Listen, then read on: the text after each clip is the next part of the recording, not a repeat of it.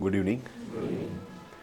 Okay ભાઈ, આપણે last lecture ડોક્યુમેન્ટમાં પ્રથમ ડોક્યુમેન્ટ લાસ્ટ યરનું બેલેન્સ શીટ એ સમજવાનું ચાલુ કર્યું અને સમજણ દરમિયાન તમને એક વસ્તુનો તો ખ્યાલ આવી ગયો કે સાહેબ આ સ્કૂટરમાં જેમ આપણે ચાવી નાખીને સેલ્ફ મારી આ પ્રક્રિયા છે.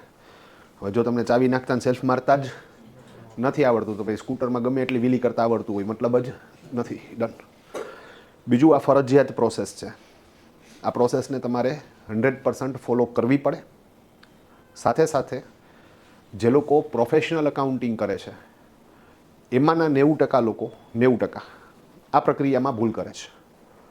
એટલે આ થોડીક સેન્સિટિવ વાત છે. ટૂંકમાં અમારે નોર્મલી જ્યારે અકાઉન્ટન્ટનો સેમિનાર હોય અને અમે જે બેઠા છીએ બધા પ્રોફેશનલ એકાઉન્ટન્ટ જ છે, એના માટે આ ટોપિક અમે ડિસ્કસ કરતા હોઈએ. અને જે સીએનો સ્ટાફ છે અથવા તો કોઈ એકાઉન્ટન્ટનો સ્ટાફ છે તો એ લોકો એના સ્ટાફને જ અહીંયા મોકલે કે ભાઈ ટૂંકમાં આ વસ્તુ એને ક્લિયર કરાવી દો ભાઈ, અહીંયા એ લોકો ભૂલ કરે છે, બાકી વાંધો નથી. બાકી બધી પ્રક્રિયાઓ કેવી છે કે ડોક્યુમેન્ટ ઉપરથી એન્ટ્રી થાય.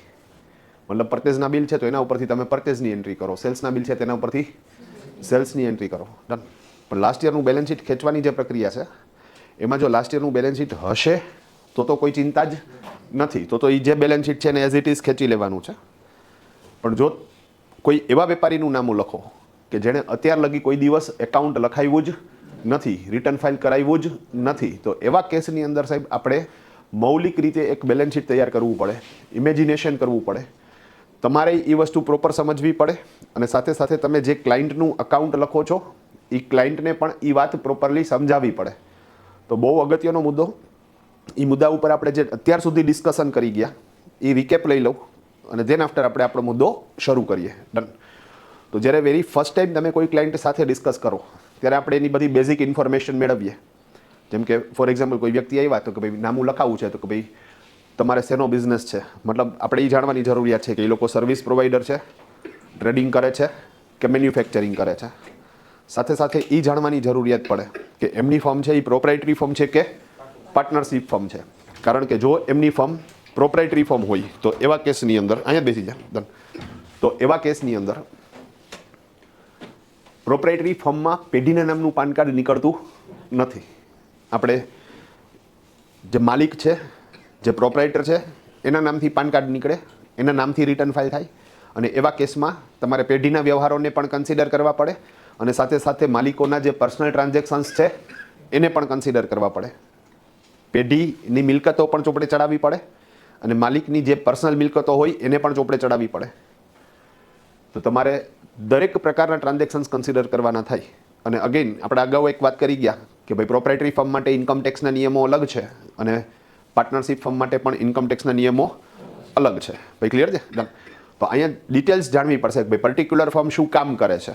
એ લોકો ટ્રેડિંગ યુનિટમાં છે, મેન્યુફેક્ચરિંગ યુનિટમાં છે કે સર્વિસ પ્રોવાઈડર છે, પ્રોપ્રાઇટરી ફર્મ છે કે પાર્ટનરશિપ ફર્મ છે, ઇન્વેન્ટરી મેન્ટેન કરવાની છે કે નથી, જીએસટીમાં આવે છે કે નથી, જો જીએસટીમાં આવે છે તો રેગ્યુલર સ્કીમમાં જાય છે કે કમ્પોઝિશન સ્કીમમાં જાય છે. આ ટોપિક જ્યારે જીએસટી આવશે ત્યારે ડિટેલમાં સમજાવીશ. પણ આ બધી વિગતો આપણે વેરી ફર્સ્ટ મિટિંગમાં જ કન્ફર્મ કરી લેવી પડે. અને ત્યારે એક વાત એ કન્ફર્મ કરવાની કે સાહેબ છેલ્લું કયું આઈટી રિટર્ન ફાઇલ થયું છે અને કેટલા વર્ષથી ધંધો છે. ભાઈ ક્લિયર છે આખી વાત? ધંધો જ આ વર્ષે ચાલુ કર્યો હોય તો નેચરલી સાહેબ આઈટી રિટર્ન છે હવે નેક્સ્ટ યરથી જ ફાઇલ થશે. પણ માની લો કે ધંધો જૂનો છે તો એવા કેસની અંદર આપણે પાછું એ જાણવું પડે કે ભાઈ મારે ક્યારથી લખવાનું. તો અહીંયા આપણે એક એક્ઝામ્પલ તરીકે ડિસ્કશન કરતા હતા અને એમાં આપણને ભાઈ વાત કરી કે ભાઈ ટૂંકમાં અમારે 20 વર્ષથી બિઝનેસ છે, પ્રોપ્રાઇટરી ફર્મ છે, ભૂકી ચાની ભૂકીનું ખરીદ વેચાણ કરે છે એટલે ટ્રેડિંગ યુનિટ છે, મોટાભાગનું બિઝનેસ છે એ B2B છે. તો એ બધી ડિટેલિંગ આપણે જાણી ગયા. હવે 20 વર્ષથી ધંધો છે ત્યાંથી આપણે ડાયવર્ટ થયા કે તો મારે છેલ્લું કયું આઈટી રિટર્ન ફાઇલ કરેલું છે એ જાણવું પડે. એના ઉપરથી હું મારી આગળની સ્ટ્રેટેજી નક્કી કરી શકું. તો અહીંયા 3 આપણે આન્સર લેવાના હતા. માની લો કે એણે એમ કીધું કે ભાઈ મારું છેલ્લું 23-24નું રિટર્ન ફાઇલ થઈ ગયું છે તો મારે કરવાનું થશે 24-25નું અને ઓલરેડી અત્યારે 25-26 ચાલુ છે તો હું ઓમય 24-25નું જ રિટર્ન ફાઇલ કરી શકું. તો એનો મતલબ એવો નીકળો કે એનું ફોર્મ છે એ રેગ્યુલર ફોર્મ છે, ખાલી ડ્રાઈવર બદલાણો છે. તો આપણે જસ્ટ શું કરવાનું તો કે 23-24નું બેલેન્સ શીટ 24-25ના ઓપનિંગ તરીકે લેવાનું અને આપણે 24-25નું અકાઉન્ટ લખવાની શરૂઆત કરી દેવાની. ભાઈ ક્લિયર છે? એમાં એક વસ્તુ મેં તમને એ કીધી હતી કે ભાઈ એક વસ્તુ એ ધ્યાન રાખજો કે તમે 23-24માં એના અકાઉન્ટન્ટે પ્રોફિટ સેટ કરવા માટે જે કાંઈ જુગાડ કર્યો છે એને કન્ટિન્યુ રાખજો. મતલબ એણે ખોટા ખર્ચા નાખતી વખતે સેલેરી નાખી છે તો આપણે સેલેરી જ નાખવાની. ભાઈ ક્લિયર છે? ગમતું હોય કે ન ગમતું હોય, કારણ કે અહીંયા કન્સિસ્ટન્સીનો રૂલ્સ છે ને સાહેબ લાગુ પડશે. તો એ એક વસ્તુ મગજમાં રાખવી પડશે.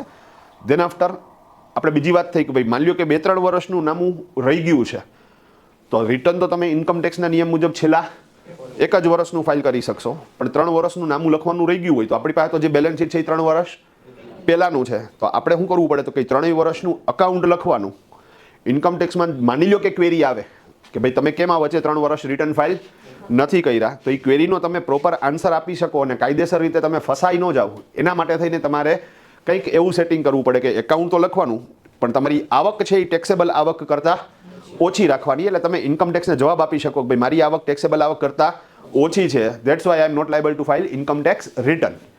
પણ માની લો ક્લાયન્ટ એવું કે ભાઈ 20 વર્ષથી ધંધો તો કરીએ છીએ પણ હજી સુધી કોઈ દિવસ રિટર્ન ફાઇલ નથી કર્યું, તો એવા કેસમાં તમારે એમના માટે ઓપનિંગ બેલેન્સ શીટ મૌલિક રીતે તૈયાર કરવું પડશે. હા, વાં જો 2-3 વર્ષનો ગાળો હતો તો તમે એકાઉન્ટ લખ્યું એટલે દર વર્ષે એકાઉન્ટ પૂરું થાય એટલે તમને એ વર્ષનું ક્લોઝિંગ મળે છે, એના પછીના વર્ષે ઓપનિંગ તરીકે લેવાનું, પાછું એકાઉન્ટ લખવાનું, તમારે ટેક્સ નહીં રાખવાનો એટલે કે આવક ટેક્સેબલ આવક કરતાં ઓછી રાખવાની, રિટર્ન ફાઇલ નહીં કરવાનું કારણ કે પ્રેક્ટિકલી થઈ જ ન શકે, પણ આવું કરવાથી ફાયદો એ થઈ જાય કે એ વર્ષનો પણ તમને ક્લોઝિંગ મળી જાય તો એના પછીના વર્ષે ઓપનિંગ તરીકે તો તમે જ્યારથી લખવાના છો ત્યાં સુધી પહોંચાડી દો અને પછી જે ગાડી પાટા ઉપરથી ઉતરી ગઈ હતી પાછી ચડાવી દો. પણ 20 વર્ષથી નામું નથી લખ્યું તો 20 વર્ષ માટે થઈને તમે એકાઉન્ટ લખી શકતા નથી. તો આવા કેસમાં તમારે જ્યારથી પણ નામું લખવું છે ત્યારથી એક ઓપનિંગ બેલેન્સ તો તૈયાર કરવું પડશે ને, કારણ કે એ લોકો એકાઉન્ટ હવે લખાવે છે પણ આજ દિવસ સુધી એણે ઘણી બધી વસ્તુઓ ભેગી કરેલી છે, એ વર્ષોથી કમાઈ છે, એમાં એની અસેટ્સ આવી હોય તો આ બધી વિગતો તમારે એની પાસેથી લેવી પડે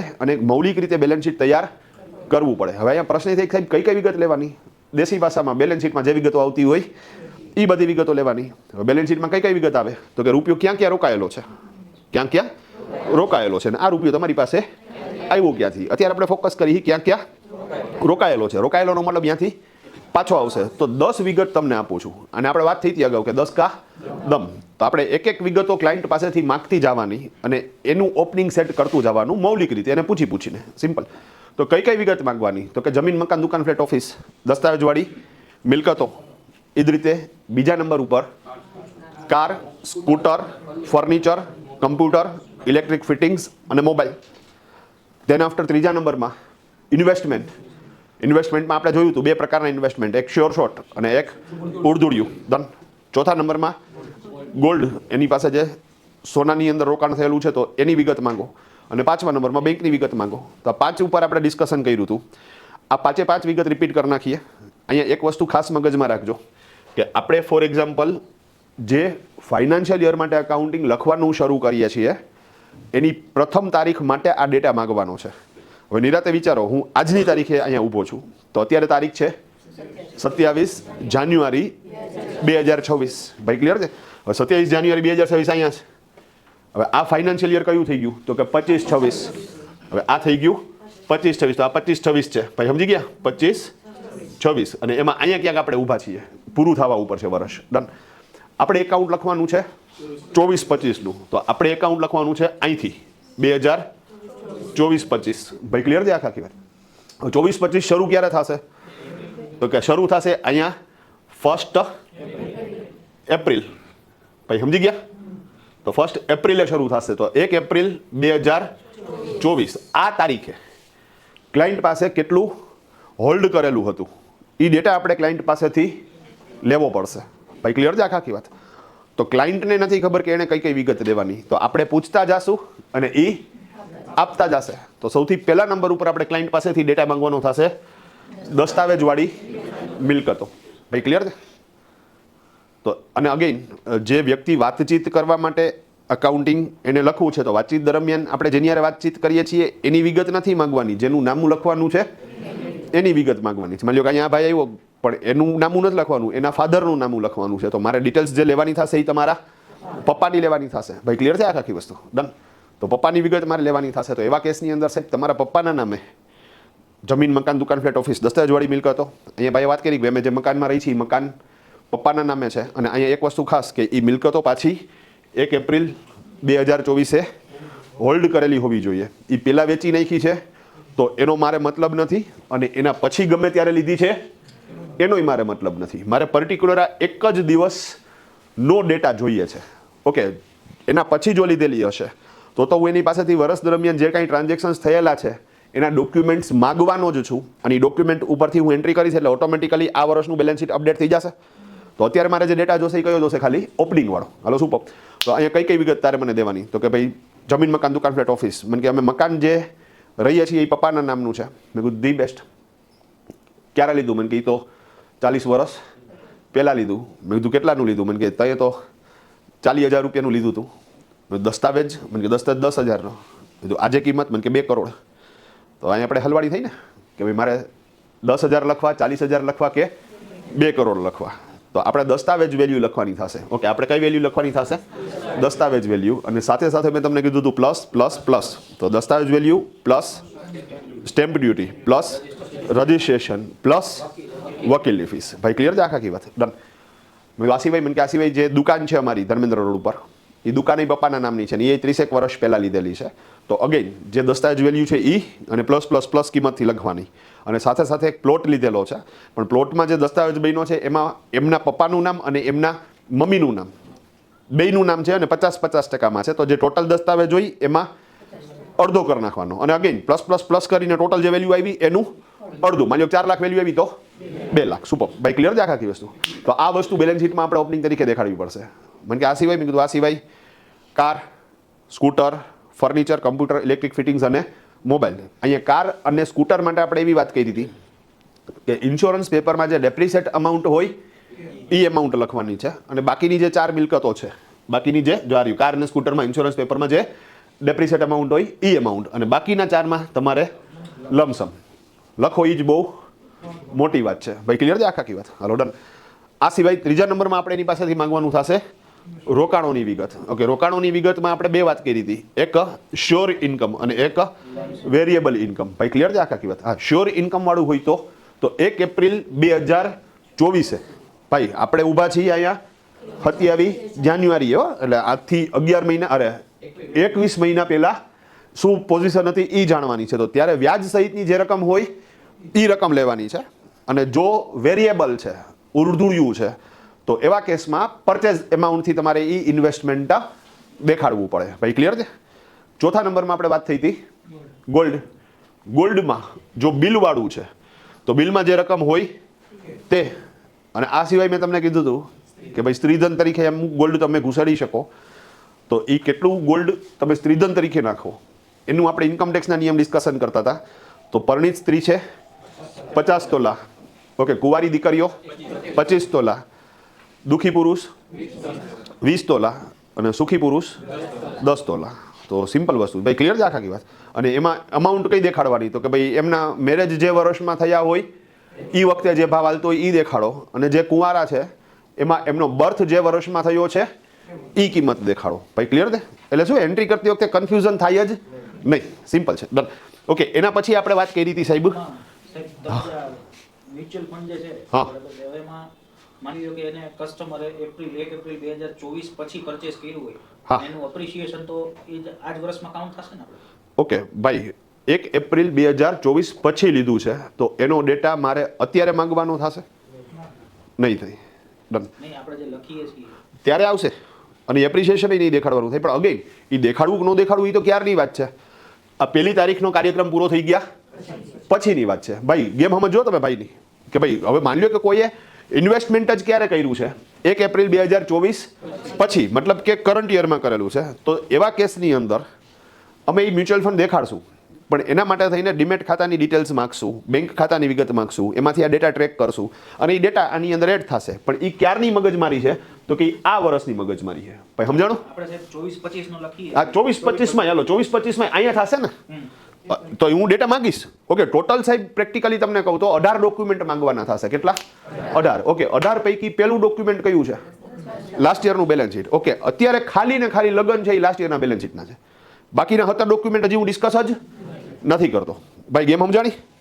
આ ખાલી ને ખાલી કથા કોની કરું છું? લાસ્ટ યરનું balance sheet, that's all, done. હા, ભાઈની વાત તમે સમજી ગયા ને? એ પ્રોપર કહે છે કે ભાઈ 24-25માં આપણે 24-25નું નામું તો લખવાનું જ છે ને. તો અત્યારે હું 24-25ના પાછળના ડોક્યુમેન્ટની વાત નથી કરતો. ત્યારે મ્યુચ્યુઅલ ફંડ લીધા, શેર લીધા, માલની ખરીદી કરી, માલનું વેચાણ કર્યું, ખર્ચાઓ કર્યા, બિલ બન્યા, રિસીટ બની, સ્લીપબુક, ચેકબુક, પાસબુક મેન્ટેન કરવાની થઈ. તો એ બધા ડોક્યુમેન્ટ બાકી. 18 પૈકી ખાલી એક જ અત્યારે ડિસ્કસ કરીએ. કયું? લાસ્ટ યરનું બેલેન્સ શીટ. ઓકે, બીજી સારું થયું ડિસ્કશન થયું, ડન. અહીંયા એક વસ્તુ એ મગજમાં રાખજો કે ગમે એનું નામું લખો ને સાહેબ, તો પહેલી વખત લખતા હોય ને અને અગાઉનું કોઈ બેલેન્સ શીટ એની પાસે છે જ નહીં, તો તમારે ઓપનિંગ બેલેન્સ શીટ માટે 10 વિગત માંગવાની અને બાકીની 17 ડોક્યુમેન્ટ માંગવાના. ભાઈ સમજાઈ ગયું? ઓપનિંગ બેલેન્સ શીટ માટે 10 વિગતો માંગવાની અને બાકીના 17 ડોક્યુમેન્ટ માંગવાના. હવે એના પછીના વર્ષેથી શું થાય? તો કે ખાલી 17 જ માંગવાના. કાં તો કે સાહેબ આ વર્ષનું એકાઉન્ટ લખાણું, આ વર્ષનું એકાઉન્ટ લખાણું, તો આ વર્ષનું જે ક્લોઝિંગ બેલેન્સ શીટ છે એના પછીના વર્ષે ઓપનિંગ બેલેન્સ શીટમાં આવી જશે. તો ઓપનિંગ બેલેન્સ શીટ તો બાય ડિફોલ્ટ આવી ગયું. પછી બાકીના 17 ડોક્યુમેન્ટ લઈ ખટખટ એન્ટ્રી, વાર્તા પૂરી. પછી એ વર્ષ પૂરું થઈ ગયું એટલે એનું ક્લોઝિંગ બન્યું, તો એના પછીના વર્ષે બાય ડિફોલ્ટ ઓપનિંગ તરીકે આવી જાય. તો હવે કેટલા ડોક્યુમેન્ટ માંગવાના? 17. મતલબ કે આ ઓપનિંગ બેલેન્સ શીટ કરવાની મગજમારી લાઈફ ટાઈમ એક વખત સાહેબ. ભાઈ ક્લિયર છે? અને ઓપનિંગ બેલેન્સ શીટમાં મારે કઈ કઈ વિગતો લેવી? માત્ર ને માત્ર અત્યારે એનું જ ડિસ્કશન છે. શનિવાર નહોતા કે હતા ને? તો ટેન્શન નથી ભાઈ. તો આ એ જ સેશનને આપણે શું કરીએ છીએ? કન્ટિન્યુ કરીએ છીએ. કારણ કે ત્યારે આપણે વાત કરી હતી 5ની, તો હાલો 5 પહોંચી ગયા ને આપણે. તો ભાઈ ફરીથી એકદમ કામ ડાઉન અને ખાલી ફોકસ કરો ઓપનિંગ બેલેન્સ શીટ ઉપર. ઓપનિંગ બેલેન્સ શીટ તૈયાર કરવા 10 વિગત જોશે. એ 10માંથી પહેલા નંબર ઉપર દસ્તાવેજવાળી મિલકતો, જમીન, મકાન, દુકાન, ફ્લેટ, ઓફિસ. આ ખાલી ઓપનિંગ માટેની જ વાત છે. હાલો ડન. બીજા નંબર ઉપર car, scooter, furniture, computer, electric fittings અને મોબાઈલ. ત્રીજા નંબર ઉપર ઇન્વેસ્ટમેન્ટ, એમાં શ્યોર શોર્ટ અને ઉડદુડિયું. શુભમ. ચોથા નંબર ઉપર ગોલ્ડ અને 5મા નંબર ઉપર બેંકની વિગત. બેંકની વિગતમાં આપણે વાત કરી હતી કે એમાં 1 એપ્રિલ 2024થી એટલે અહીંયા લગીનું સ્ટેટમેન્ટ મંગાવી લ્યો. મારે જરૂરિયાત તો ખાલી અહીંયા પહેલી લીટીમાં જે લખેલું છે ઓપનિંગ બેલેન્સ એની જ છે. તો અત્યારે હું ખાલી એક ઓપનિંગ બેલેન્સ જ નાખીશ, પણ પછી જ્યારે ઓલા બાકીના 17 ડોક્યુમેન્ટ મંગાવવાના છે તો એને બીજી વખત બેંકનું સ્ટેટમેન્ટ લેવા જવું ન પડે. એટલે એની સવાલિયત માટે થઈને આપણે એને કહી દઈએ કે ભાઈ અત્યારે લગીનું તું શું કરી દે, મને સ્ટેટમેન્ટ આપી દે, પોગાડી દે. ભાઈ ક્લિયર છે આખી વસ્તુ? પણ એ સ્ટેટમેન્ટમાં જરૂરિયાત તો ખાલી ઓપનિંગ બેલેન્સની જ છે. હાલો ડન. આટલી વાત થઈ ગઈ હતી. આગળની વાત કન્ટિન્યુ કરું છું. ભાઈ ક્લિયર છે આખી વાત? ડન. તો 6થા નંબરમાં સાહેબ ડન. કઈ વિગત આવી? કેશ. ડન. રોકડ. હવે મજાની વાત કરું તમને. આપણે ક્યાં ઊભા છીએ? આપણે 25-26માં ઊભા છીએ ને એ જાન્યુઆરીમાં ઊભા છીએ. ભાઈ ક્લિયર છે? આપણે ડેટા ક્યારનો જોઈ છીએ? 24-25નો. તો આપણે જોઈ 1 એપ્રિલ 2024 કેટલી રોકડ હતી? હવે હું તમને કહું 2 દિવસ પહેલા તમારા પાકીટમાં કેટલા રૂપિયા હતા? યાદ રહીએ? નો રહીએ. હું તમને કહું 21 મહિના પહેલા તમારી પાસે રોકડ કેટલી પડી હતી? કોઈ કહી શકે? કોઈ ન કહી શકે. પોસિબલ જ નથી. તો એવા કેસની અંદર સાહેબ અમે શું કરી નાખીએ? તો કે લમસમ 1 લાખ દે દામોદર દાળમાં પાણી. બરોબર ને? રેડી? હા. તમે કે 1.5 લાખ લખી તો હાલશે, તમે કે 2 લાખ લખી તો હાલશે, તમે કે 25 લાખ લખી તો નહીં હાલે. રેડી છે? હા. કાં તો કે 25 લાખ રોકડ દેખાડો તો સરકાર કે ભાઈ આટલી બધી રોકડ પડી છે, એનો મતલબ એમ કે તારી આવક તો વધારે છે અને તું રિટર્ન ફાઇલ નથી કરતો, એનો મતલબ એમ કે તું દર વખતે એમ કહેશ કે તારી આવક ટેક્સેબલ આવક કરતાં ઓછી છે. તો તારી પાસે રહેલી રોકડ અને તારી આવક એ બે મેચ નથી થતી. તો પ્રેક્ટિકલી સાહેબ કેટલી દેખાડવી? લાખ. બહુ જાજુ રિસ્ક ન લેવું. ભાઈ સમજી ગયા? હા. પછી અમે ઘણીવાર કેવું કરીએ કે ભાઈ મોટી ઉંમર હોય, 60 વર્ષની ઉંમર હોય ને પહેલી વખત રિટર્ન ફાઇલ કરતા હોય તો 5-6 લાખ રૂપિયા દેખાડીએ. પણ બેટર ઓપ્શન કે હું તો કહું કે ભાઈ એક નિયમ જ બનાવો. કયો? લાખ રાખવી. વાર્તા પૂરી. આપણે ટેન્શન જોતું જ નથી. કારણ કે કંઈક ઇન્ક્વાયરી આવશે ને ઇન્કમ ટેક્સ વાળાની એટલે એ લોકો કાટલો કોનો પકડશે? એ તો આપણો જ પકડવાનો ને. તો એના કરતાં આપણે જેવી રીતે એકાઉન્ટિંગ કરીએ કે એને ઇન્કમ ટેક્સની ક્વેરી આવા જ ને દૂર જ છેટા ધારા એને કહી ડન. ભાઈ ગેમ સમજાણી આખી? તો રોકડ કેટલી? 1 લાખ. હાલો ડન. હાલો એના પછી આવશે ડિપોઝિટની વિગત અને આના પછીની વિગત હું મૌખિક રીતે કહીશ, આમાં નથી. તમે સમજી ગયા ને? હાલો રેડી. ડિપોઝિટ. ઓકે. તમે PGVCLનું કનેક્શન લીધું તો ડિપોઝિટ આપી હોય. BSLનું કનેક્શન લીધું, ડિપોઝિટ આપી હોય. ઘણી જગ્યાએ સપ્લાયરને આપણે ડિપોઝિટ આપી હોય. તો આ બધી સિક્યોરિટી ડિપોઝિટ છે. મતલબ કે કોન્ટ્રાક્ટ પૂરો થશે ત્યારે એ રૂપિયા પાછા આવશે. તો હવે માની લો કે 20 વર્ષ પહેલાં PGVCLમાં ડિપોઝિટ આપી દીધી તો એ તો આપણે યાદ તો રાખવાનું કે અહીંયાથી આપણે પૈસા આવશે પાછા. હા, યાદ બધું જ રાખવાનું છે કે જ્યાંથી રૂપિયા પાછા આવશે. જે બીત ગઈ સો બાદ ગઈ, મતલબ કે લાઇટનું બિલ કેટલું ભર્યું હતું એ જાણવાની જરૂરિયાત નથી, ટેલિફોનનું બિલ કેટલું ભર્યું હતું એ જાણવાની જરૂરિયાત નથી, પણ અહીંયા ડિપોઝિટ કેટલી આપી હતી જાણો, કાં તો કે કનેક્શન કઢાવશું ત્યારે એ પાછા આવશે. ભાઈ ક્લિયર છે આખા ડન. તો ડિપોઝિટની રકમ તમારે એડ કરવી પડશે. હવે એ કઈ રકમ એડ કરવાની, તો કે દેશી ભાષામાં ડિપોઝિટમાં જે હોય એની રસીદ જોઈ લેવાની. રિપીટ, એની રસીદ જોઈ લેવાની. અને માની લો કે ડિપોઝિટની રસીદ હાથ વગી નથી, મળે એમ નથી, કારણ કે સાહેબ સમજી લો 40 વર્ષ પહેલાં મકાન લીધું હોય તો ત્યારે ડિપોઝિટ ભરી હોય, ડન, મળતી નથી, તો PGVCLમાં જાઓ, 300 રૂપિયાના સ્ટેમ્પ પેપર ઉપર સોગંદનામું કરો અને એને કયો ભાઈ મને શું કરી દો, નવી ડિપોઝિટ આપી દો. ભાઈ ક્લિયર છે આખી વસ્તુ, કે ભાઈ મારી આ ડિપોઝિટ ખોવાઈ ગઈ છે, હું સોગંદપૂર્વક જણાવું છું, એવું બધું એની પ્રોસિજર હોય. અગેન એ લોકો જે કહે એ કરવાનું. અને એમાં માની લો ફિઝિકલ કોપી નથી જોતી તો એને કંઈ ખાલી કોમ્પ્યુટરમાં શું કરી દો, મને ચેક કરી દો કે કેટલી ડિપોઝિટ છે. જો પોસિબલ બનતું હોય તો એ રીતે મેળ કરો. મારે તો ઓપનિંગ બેલેન્સ નાખવાથી મતલબ છે. ભાઈ ક્લિયર છે આખી વાત? હલો રંગારંગભાઈ, ડન. તો ડિપોઝિટમાં, સ્લીપમાં, પોચમાં જે રકમ લખી હોય એક્ઝેક્ટ એ જ રકમ આપણે ઓપનિંગ તરીકે નાખવાની છે. ભાઈ ક્લિયર? ડન. તો ટોટલ કેટલી વિગત થઈ ગઈ? 7. હાલો રિપીટ. સૌથી પહેલા નંબર ઉપર દસ્તાવેજવાળી મિલકતો, જમીન, મકાન, દુકાન, ફ્લેટ, ઓફિસ 1 એપ્રિલ 2024 હોલ્ડ કરેલી હોવી જોઈએ. 1 એપ્રિલ 2024 હોલ્ડ કરેલી હોવી જોઈએ, પણ અમાઉન્ટ અત્યારની લેવાની નથી. અમાઉન્ટ લેશું આપણે દસ્તાવેજની રકમ plus stamp duty plus registration charges plus વકીલની ફી. Hello done. બીજા નંબર ઉપર કાર, સ્કૂટર, ઇન્સ્યોરન્સ પેપરમાં depreciate amount, furniture, computer, electric fittings અને મોબાઈલ લમસમ અમાઉન્ટ. ત્રીજા નંબર ઉપર ઇન્વેસ્ટમેન્ટ શ્યોર શોર્ટ વાળું છે, તો 1 એપ્રિલ 2024 વ્યાજ સહિતની જે રકમ થતી હોય એ. અને જો શેર માર્કેટ કે મ્યુચ્યુઅલ ફંડ કે ઉડદુડિયું છે તો એક્વાયર કરેલી રકમ. પણ એક્વાયર ક્યારે કરેલું હશે? 1 એપ્રિલ 2024 પહેલા, અને 1 એપ્રિલ 2024 હોલ્ડ કરેલું હશે. હા, પછી વર્ષ દરમિયાન વેચાણું હશે કે ગયું હશે તો એની તો આપણે નોંધ વર્ષ દરમિયાનના જે ડોક્યુમેન્ટ બાકીના 17 માંગવાના છે એના ઉપરથી થઈ જશે. હલો સુપરભાઈ, done. Okay, then after gold. તો બિલમાં છે ઈ, અને સ્ત્રીધન તરીકે 50 તોલા, 25 તોલા, 20 તોલા, 10 તોલા, મેરેજ વર્ષ અથવા બર્થ યર. 5મા નંબરમાં બેંક સ્ટેટમેન્ટ મંગાવવાનું ને 1 એપ્રિલે જે રકમ લખી હોય ઈ. 6થા નંબરમાં કેશ લમસમ 1 લાખ. 7મા નંબરમાં ડિપોઝિટ પોચમાં જે રકમ લખેલી છે ઈ. 8મા નંબરમાં ક્લોઝિંગ સ્ટોક. રિપીટ, 8મા નંબરમાં ક્લોઝિંગ સ્ટોક. હા સાહેબ, દસ્તાવેજવાળી મિલકતની વાત કરેલી છે એમાં જેનું એકાઉન્ટ લખવાનું છે. ઓકે, જોઈન્ટ નામને દસ્તાવેજ બનાવ્યો હોય એનું ત્રીજું નામ હોય, બીજું અથવા ત્રીજું નામ, હા, તો એનું વેલ્યુએશન કઈ રીતે? ઓકે. ભાઈ પ્રશ્ન સમજાવું છું. માની લો કે કોઈ દસ્તાવેજ છે એ જોઈન્ટ છે, મતલબ કે 3 ભાઈઓએ સાથે પ્રોપર્ટી લીધી છે, અથવા પતિ પત્નીએ સાથે પ્રોપર્ટી લીધી છે, અથવા તો 2 વ્યક્તિ અલગ અલગ છે અને એને મિત્રોએ સાથે પ્રોપર્ટી લીધેલી છે. તો એમાં નામ તમારું કયા ક્રમમાં છે એની યારે કોઈ લેવા દેવા નથી, પણ તમારો દસ્તાવેજ જે હશે ને એની અંદર ઉલ્લેખ હશે કે કોના નામમાં કેટલો શેરિંગ આવશે. માની લો કે એક જણાના નામમાં 70% અને બીજાના નામમાં 30%, તો તમારે એ રીતે સેટિંગ કરવાનું. મતલબ 10 લાખ હોય તો એકમાં 7 લાખ ને એકમાં 3 લાખ. જો 50% છે તો 50%. પણ અગેન એ ચોખવટ ઓલરેડી દસ્તાવેજમાં હશે જ. ભાઈ ક્લિયર છે આખી વસ્તુ? દસ્તાવેજમાં એ ચોખવટ હશે જ. માની લો કે ચોખવટ ન હોય તો સરખો ભાગ. 3 જણા છે તો 33% અને 2 જણા છે તો 50%. ભાઈ ક્લિયર છે આખી વસ્તુ? હાલો ડન. એક વાત બીજી મારા તરફથી એડ કરી દઉં. ડન. ઘણી વખત એક પ્રશ્ન મારા આગળની બેચમાં આવ્યો હતો એટલે હું ક્લિયર કરું કે ભાઈ સૂચિતમાં મકાન છે. ભાઈ સમજી ગયા? સૂચિતમાં મકાન હોય તો સાહેબ એનો દસ્તાવેજ તો નથી, પણ સૂચિતમાં છે ને કંઈક એની પહોંચ છે 501 રૂપિયાની કે એવી કંઈક લખાણની. ડન. તો 501 રૂપિયાથી ચડાવો મકાન. ભાઈ ક્લિયર? ઓકે, માની લો કે સૂચિતવાળું મકાન નહીં ચડાવો તો પણ ચાલશે.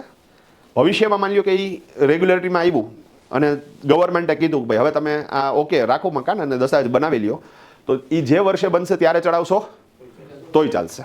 ભાઈ ક્લિયર છે આખી વસ્તુ? તો સૂચિતવાળું, અને હું સજેસ્ટ કરું સૂચિતવાળું ચડાવાય 501 રૂપિયાથી કે એ જે કંઈ 100 રૂપિયાની પહોંચું એનાથી ચડાવી દો મકાન. હા, મકાન ચડાવો ત્યારે કાઉન્સમાં ખાલી સૂચિત એવું મેન્શન કરવું. એટલે હું ખાલી એક જ ગણતરી કે પછી ભૂલાઈ ન જાય ટૂંકમાં. એ દર વખતે તમને બેલેન્સ શીટમાં શું થઈ રાખે, એ નડે રાખે. તમે સમજી ગયા તો તમને દેખાય ગાલત છે મકાન ભાઈ સૂચિતમાં, વાંધો નથી. ડન. ભાઈ ક્લિયર છે આખી વાત? હાલો સુપર ભાઈ, ડન. તો ડન. નેક્સ્ટ આપણે ક્યાં આવ્યા હતા? સ્ટોક. તો ક્લોઝિંગ સ્ટોક. હવે ક્લોઝિંગ સ્ટોક તમારે ઓપનિંગ સ્ટોક નાખવાનો ને, એટલે ગયા વર્ષનો ક્લોઝિંગ ચાલુ વર્ષે કેવો થશે? ઓપનિંગ સ્ટોક થશે. હવે ત્યાં અગેન માની લો કે તમે દુકાન લઈને બેઠા હોય તો આપણે વાત કરીએ છીએ એ અત્યારે જાન્યુઆરી 2026માં કરીએ છીએ, પણ આપણે જે સ્ટોક નાખવાનો છે એ 21 મહિના પહેલાંનો નાખવાનો છે, 1 એપ્રિલનો. તો 21 મહિના પહેલાં તમારી દુકાનમાં કેટલો માલ પડ્યો હોય તમને યાદ હોય? ન હોય. હું તમને કહું 1 મહિના પહેલાં કેટલો છે એ ન ખબર હોય તો સ્ટોક કેટલો નાખવો, આ એક પ્રશ્ન છે. બીજું જો તમે જેનું એકાઉન્ટ લખો છો એ લોકો સર્વિસ પ્રોવાઈડર છે તો એને સ્ટોક સાથે કોઈ લેવા દેવા નથી. ભાઈ ક્લિયર છે આખી વસ્તુ? ડન. તો સ્ટોકનો પ્રશ્ન જ કોને આવશે? તો કે જે લોકો કન્સર્ન વિથ ગુડ્સ હશે. સર્વિસ સેક્ટરમાં સ્ટોકનો પ્રશ્ન આવવાનો જ નથી.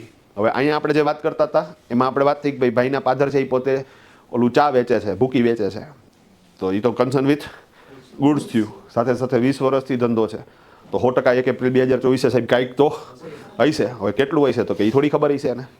તો એવા કેસમાં શું કરવું? તો કે સ્ટોક લમસમ લખવો. રિપીટ, સ્ટોક લમસમ લખવો. પણ અહીંયા લમસમમાં થોડોક ચેન્જીસ છે સાહેબ. સ્ટોકમાં તો દરેક બિઝનેસવાળા સ્ટોક અલગ અલગ મેન્ટેન કરતા હોય ને. તો લમસમ કેટલો લખવો? 5 લાખ લખવો, 50,000 લખવો. તો ત્યાં તમારે એ બિઝનેસવાળાને પૂછવાનું કે તમે નોર્મલી કેટલો સ્ટોક મેન્ટેન કરો છો. રિપીટ, તમે નોર્મલી કેટલો સ્ટોક મેન્ટેન કરો છો? સાહેબ અહીંયા તમને જવાબ મળશે. માની લો કે અમારા શેરીમાં શાકવાળા આવે છે તો એ શાકવાળાની રેકડીમાં શાક જ 10,000નું ભરાય છે તો એ લોકો કેટલો સ્ટોક મેન્ટેન કરશે? 10,000નો. હવે માની લો કે આજના દિવસ દરમિયાન 8,000 રૂપિયાનું શાક વેચાઈ ગયું તો બીજે દિવસે માર્કેટિંગ યાર્ડેથી 8,000નું લઈ લેશે અને પાછી આખી રેકડી ભરાઈ જશે. ભાઈ ક્લિયર છે આખી વસ્તુ? ઓકે. કાકાને કરિયાણાની દુકાન છે, એ લોકો 15 લાખનો સ્ટોક મેન્ટેન કરે છે તો 2 લાખનો માલ વેચાણો તો એનો પરચેસ ઓર્ડર 2 લાખનો નીકળી જાય. 50,000નો વેચાણો તો 50,000નો નીકળી જાય. ભાઈ ક્લિયર છે આખી વસ્તુ? જે માલ વેચાતો જશે એનો પરચેસ ઓર્ડર નીકળતો જશે. ક્લિયર છે? પણ એ લોકો મેન્ટેન કેટલો કરે છે? 15 લાખનો. ઓકે. તમે બ્લુ ક્લબની અંદર જાઓ તો બહુ મોટો શોરૂમ છે કપડાનો, એ લોકો 2 કરોડ રૂપિયાનો સ્ટોક મેન્ટેન કરે છે.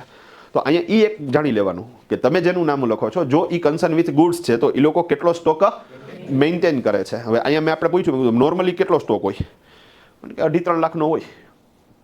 2,67,644 વાર્તા પૂરી. તમે કે 3,14,000 લખું તો હાલશે, 2,50,000 લખું તો હાલશે, 25 લાખ લખું તો નહીં હાલે. ભાઈ ઓકે થઈ જાય?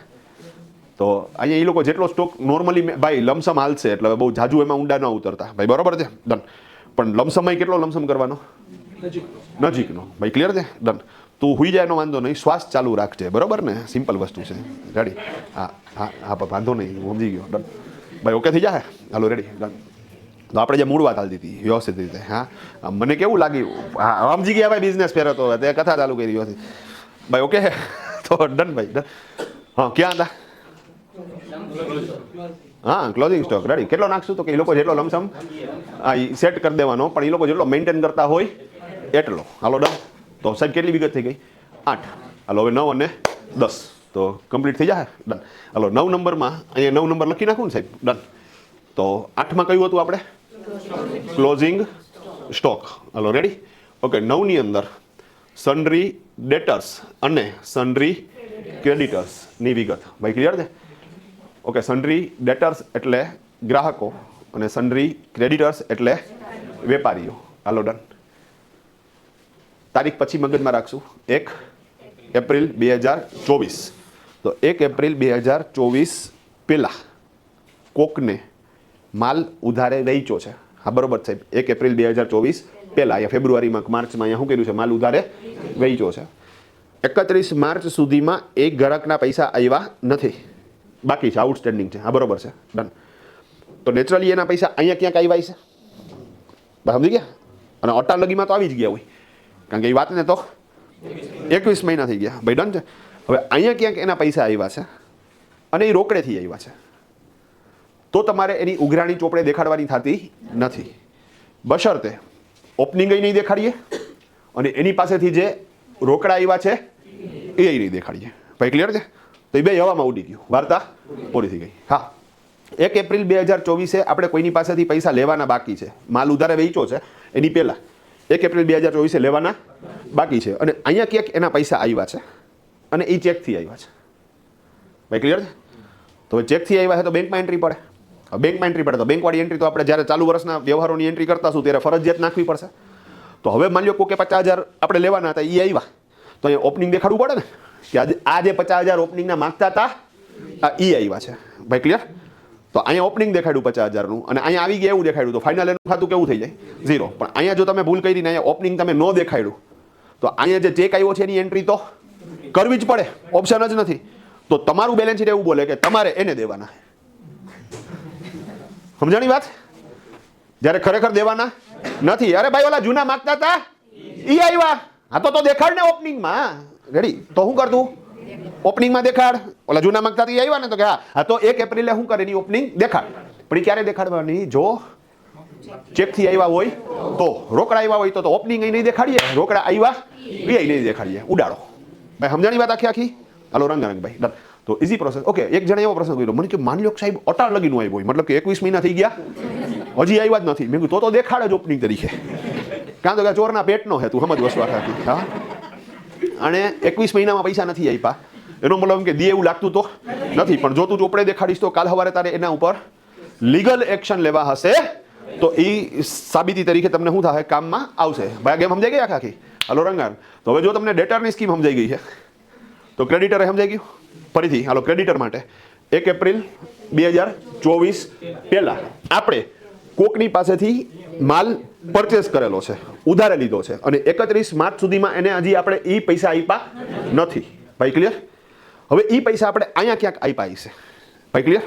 હવે જો એ પૈસા તમે અહીંયા ક્યાંક આપ્યા છે અને રોકડા આપ્યા છે તો એન્ટ્રી ઉડાડી દો. તો ઓપનિંગ અહીં નહીં દેખાડવાની અને આપણે એને જે રોકડા આપ્યા એ નહીં દેખાડવાનું. વાર્તા પૂરી. પણ જો તમે કોઈની પાસેથી માલ લીધો છે 1 એપ્રિલ 2024 પહેલા ઉધારે લીધો છે, 1 એપ્રિલ 2024 એટલે કે 31 માર્ચ 2024 સુધીમાં પૈસા આવ્યા નથી, અહીંયા ક્યાંક પૈસા આપ્યા નથી, અહીંયા ક્યાંક આપણે એને આપ્યા અને એ ચેકથી આપ્યા તો સાહેબ અહીંયા ઓપનિંગ અહીં દેખાડો અને અહીંયા જે ચેક આપ્યો છે એ દેખાડો. માની લો 75,000 માલ લીધો તો 75,000 દેવાના હતા. 4 મહિના પછી મેં એને શું કરી દીધો? ચેક આપી દીધો. તો અહીંયા ઓપનિંગ દેખાતું હતું તો દેવું દેખાતું હતું. 75,000નો ચેક આપ્યો એટલે દેવું કેવું થઈ ગયું? 0. ભાઈ ક્લિયર છે આખા વસ્તુ? તો જ તમારો ચોપડો છે ને સાહેબ પ્રોપરલી મેનેજ થશે, અધરવાઇઝ પ્રોપરલી મેનેજ નહીં થાય. આ ગેમ સમજાણી? Easy process. બીજી એક વસ્તુ, હવે થોડુંક લેવલ અપગ્રેડ એટલે પોગોવાળા બધા નીકળી જાય ભાઈ. બરાબર છે? રેડી? ડન. સમજવા હાટું થોડુંક લેવલ જોશે. ડન. આપણે અત્યારે વાત કોની કરીએ છીએ?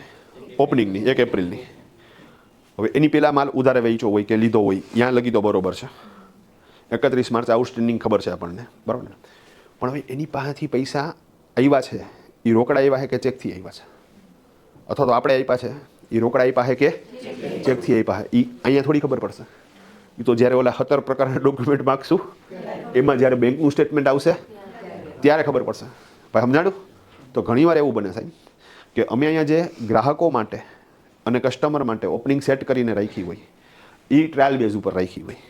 રિપીટ, એ ટ્રાયલ બેઝ ઉપર રાખી હોય. મતલબ કે માની લો હું સાહેબનું નામ લખતો હોય તો એને ઉઘરાણી બુક ઓલરેડી શું કરી હોય સાહેબ? મેન્ટેન કરી હોય. પ્લસ એની આગળ એ ડેટા હોય કે કયા કયા સપ્લાયરને કેટલા કેટલા રૂપિયા દેવાના છે. તો અમે એની ઉઘરાણી બુકમાં અને સપ્લાયરના ડેટામાંથી ઓપનિંગ ચડાવી દઈશું. હવે એમાં 100 ગ્રાહક આગળથી પૈસા આવવાના બાકી છે. હવે સાહેબ વર્ષ દરમિયાન એમાંથી 80 જણા આગળથી પૈસા છે ને રોકડા આવી ગયા. તો મેં જેમાં ઓપનિંગ નાખી હોય ને એ ઓપનિંગ માર કાઢી આવવાની. સમજાણું? અને માની લો કે જેના જેના ચેક આવ્યા છે એ બધાની ઓપનિંગ જ રાખવાની. That's all. ડન. તો સાહેબ વેરી ફર્સ્ટ ડે કયા કયા ગ્રાહક રાખવા અથવા કયા કયા વેપારી રાખવા એ તમે 100% સેટ નહીં કરી શકો. અહીંયા પોદરામાં હાટીકડું નાખી દેવાનું, નરવા કુંજરવા. અને પછી વર્ષ દરમિયાન તમે જ્યારે અકાઉન્ટિંગ કરશો ને ત્યારે એ બધી વસ્તુઓ શું થશે સાહેબ? તમારી મેનેજ થશે. પછી ગેમ સમજાણી આખી? તો ઇઝી પ્રોસેસ. ડન. ઓકે. અને લાસ્ટ વાત આપણી આપેલી લોન અને લીધેલી લોનની વિગત. તો અહીંયા 10 કા દમમાં છેલ્લો દમ કયો આવ્યો સાહેબ? તો કે લોન. ભાઈ ડન. હવે લોનવાળો કેસ છે એને પાછો સમજો, બહુ મજા આવશે. 1 એપ્રિલ 2024 પહેલાં કોકને લોન આપી છે, હજી પૈસા આવ્યા નથી, અથવા કોક પાસેથી લોન લીધી છે. ભાઈ ક્લિયર છે? ડન.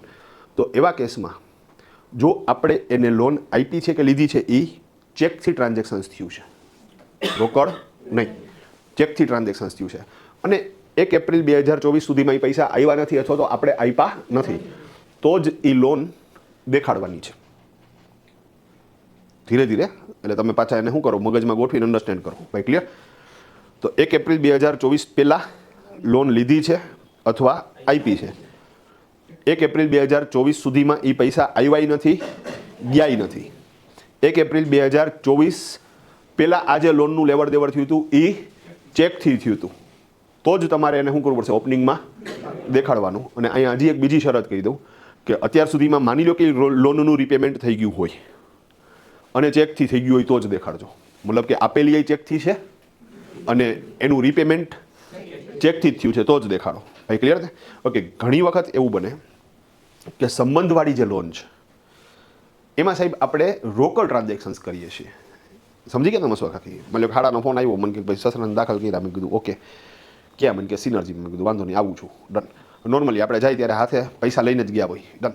પછી મેં કીધું ભાઈ શું છે સિચ્યુએશન? મને કે ભાઈ લાખ અત્યારે ભરવાનું કે છે. મેં તારી પાસે કેટલા? મને કે 70 છે. મેં કીધું ઓકે, હાલે 50 રાખ. મેં કીધું અત્યારે. ડન. તો સાહેબ આ બધા ટ્રાન્ઝેક્શન્સ છે ને એ ચોપડે ચડાવવાના થતા નથી. બીજું, અહીંયા ઇન્કમ ટેક્સના રૂલ્સને પણ આપણે બ્રેક કરીએ છીએ, કારણ કે એક્ઝેક્ટ ઇન્કમ ટેક્સમાં એક સેક્શન છે 269 SS. સેક્શન એવું કે 20,000થી વધારે રોકડ લોનની લેવડ દેવડ થાય જ નહીં. જ્યારે ખરેખર તમે કેટલા આપ્યા? 50,000 રૂપિયા આપ્યા. ભાઈ તમે સમજી ગયા છો આખી? તો આ ચોપડે નથી ચડાવવાનું.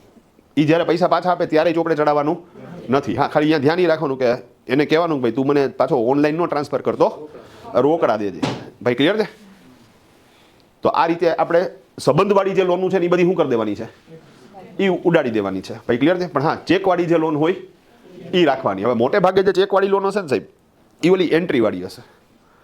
માની લો કે આમની પાસે વ્હાઇટ મૂડી પડી છે 2 લાખની, મારી પાસે વ્હાઇટ મૂડી પડી 8 લાખની. હવે મારે 10 લાખની કાર લેવી છે. તો મને ગવર્મેન્ટ કહે ને કે ભાઈ તારી પાસે તો 8 લાખ જ છે, તારી પાસે 2 લાખ ક્યાંથી આવ્યા? તો એવા કેસમાં હું આને કહીશ કે ભાઈ એક કામ કર, આલે આ રોકડા તારા બેંક ખાતામાં ભર દે. એની પાસે 2 લાખની જગ્યા છે તો 2 લાખ રોકડા તો એ ભરી શકે અને એના ખાતામાંથી મારા ખાતામાં ચેકથી ટ્રાન્સફર થાય. એટલે ઓમ તમે જોવો તો આ રિયલમાં લોન નથી લીધી હો. આને એકચ્યુઅલી શું કહેવાશે? એન્ટ્રી. તો આવી એન્ટ્રીવાળી એટલે કે કોઈ એક વ્યક્તિને બ્લેક મનીની તકલીફ છે તો એને પર્સનલ ફાઇલમાંથી આવી રીતે કોઈ રૂપિયા ટ્રાન્સફર લીધા છે તો એ તમારે ચોપડે ફરજિયાત દેખાડવું પડે.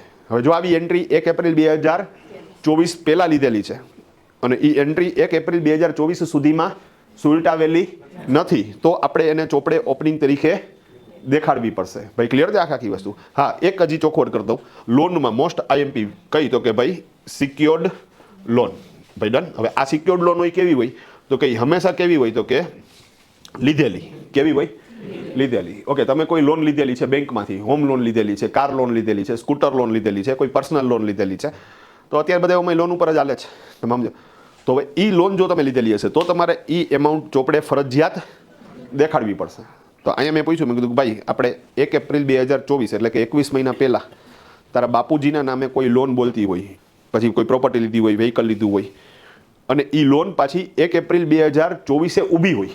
શબ્દ પકડાય છે ને?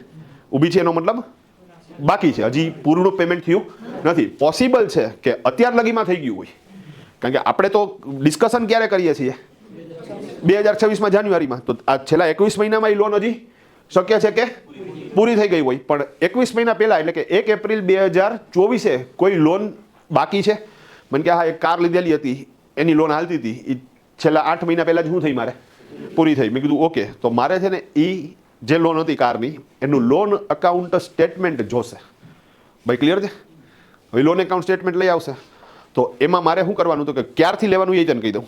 1 એપ્રિલ 2024થી રિપીટ 1 એપ્રિલ 2024થી અત્યાર લગીનો.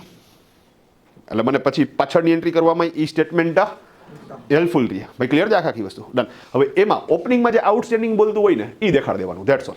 જેમ બેંકમાં કેમ આપણે પહેલી તારીખનું ઉપાડ્યું, માની લો લોન તો એને લીધી હતી 8 લાખ રૂપિયાની, પણ એ ભરપાઈ થતા 1,74,000 પહોંચી ગઈ હતી. તો 1 એપ્રિલ 2024 આઉટસ્ટેન્ડિંગ લોન એમાઉન્ટ હતી 1,74,000. તો આપણે કેટલા રૂપિયા દેખાડવાના? 1,74,000. હા, પછી ચાલુ વર્ષની જ્યારે એન્ટ્રીઓ મારશું ત્યારે એ દર મહિને એનો ઈએમઆઈ આપણા બેંકમાંથી જશે એટલે માઇનસ થતા 8 મહિના પછી કે XYZ એનો ટાઈમ પાકશે ત્યારે એ કેવી થઈ જશે? 0 થઈ જશે. ભાઈ ક્લિયર છે? તો એ આઉટસ્ટેન્ડિંગ એમાઉન્ટ તમારે લોનની શું કરવી પડશે? દેખાડવી પડશે. બેંકવાળી લોન હશે તો, ઓલી એન્ટ્રીવાળી લોન હોય તો એ રિલેશનમાં હશે અને એમાં ચેકથી જો ટ્રાન્ઝેક્શન થયું હશે તો બેયના ચોપડે એન્ટ્રી બોલે ને. અને એવા કેસની અંદર એ રૂટીન ટ્રાન્ઝેક્શન્સ હોય, મતલબ કે આઉટસ્ટેન્ડિંગ વાળું ન હોય. એટલે લોજિકલી તમે જુઓ ને તો ઓપનિંગ બેલેન્સ શીટમાં એ મુદ્દો ક્યારેય આવશે જ નહીં. સંબંધવાળી લોનવાળો મુદ્દો એટલા માટે ન આવે કે જો એવી પરિસ્થિતિ આવી તો જેદી એ પરિસ્થિતિ આવી બ્લેક મની અને વ્હાઇટ મની વાળું કેસ, બરાબર, તો પર્સનલ ફાઇલ તૈયાર કરવી પડે. હારે જેને બ્લેક મનીનો ઇસ્યુ છે એની ફાઇલ તૈયાર કરવી પડે, બેયના એકાઉન્ટ લખવા પડે, બેયના રિટર્ન ફાઇલ કરવા પડે. તો એ તો રૂટીન જ થશે. પણ આવી જે લીધેલી લોન છે બેંકવાળી એ તો તમારે ઓપનિંગ તરીકે દેખાડવી જ પડશે. ભાઈ ક્લિયર છે? તો ટોટલ કેટલી વિગત થઈ? ટોટલ થઈ ગઈ 12 વિગત. એલા તમે કહો સાહેબ આ જાદુ કર્યું, 2 વિગત તો ક્યાંથી આવી ગઈ ખબર જ ન પડી. ટોટલ આપણે 12 વિગત સમજ્યા. હાલો સમજાવું તમને. હાલો, આ બેલેન્સ શીટ આવી ગયું. ડન. ઓકે, બેલેન્સ શીટમાં આ શું છે? Balance sheet. એમાં આ બાજુ છે એને કહેવાય લાયબિલિટીઝ, આ બાજુ છે એને કહેવાય અસેટ્સ. ભાઈ ક્લિયર? તમે કે અસેટ્સની 10 વિગત તો આવી ગઈ સાહેબ, લાયબિલિટીની 2 વિગત આવી ગઈ. ભાઈ સમજી ગયા? ઓલા વેપારી આગળથી માલ લઈ આવ્યા તો એને પૈસા શું કરવાના છે? દેવાના છે. તો ત્યાંથી આવશે કે જાહે? હા, તો એ દેવું છે અહીંયા લખાય. સમજી ગયા? ઓકે, અહીંયા હું લખાડું તો કે સન્ડ્રી ક્રેડિટર્સ, અને એ સિવાય આપણે અહીંયા શું લખ્યું એક તો કે લોન. ભાઈ સમજી ગયા? અમારી જોડે લોન છે કેટલી? તો કે 1,74,000. ભાઈ ક્લિયર? અને આ કેટલા હતો કે ભાઈ આપણે 26,000 કરી નાખો રાઉન્ડ રાઉન્ડ. ભાઈ ક્લિયર છે? આ કેટલા છે? 26,000. તો આ ટોટલ કેટલો થઈ ગયો આપણો? 2 લાખ રૂપિયાનો. ભાઈ ક્લિયર છે? આ ટોટલ કેટલો થઈ ગયો? 2 લાખનો. હવે તમારે શું કરવાનું? તો કે અહીંયા ટોટલ કેટલી વિગત લીધી હતી આપણે? 10. ઓકે, 10 વિગતમાં પહેલા તો કે જમીન, મકાન, દુકાન, ફ્લેટ, ઓફિસ. હવે એ માની લો થયું કેટલા રૂપિયાનું? તો કે ભાઈ 2 લાખ રૂપિયાનું. કેટલાનું?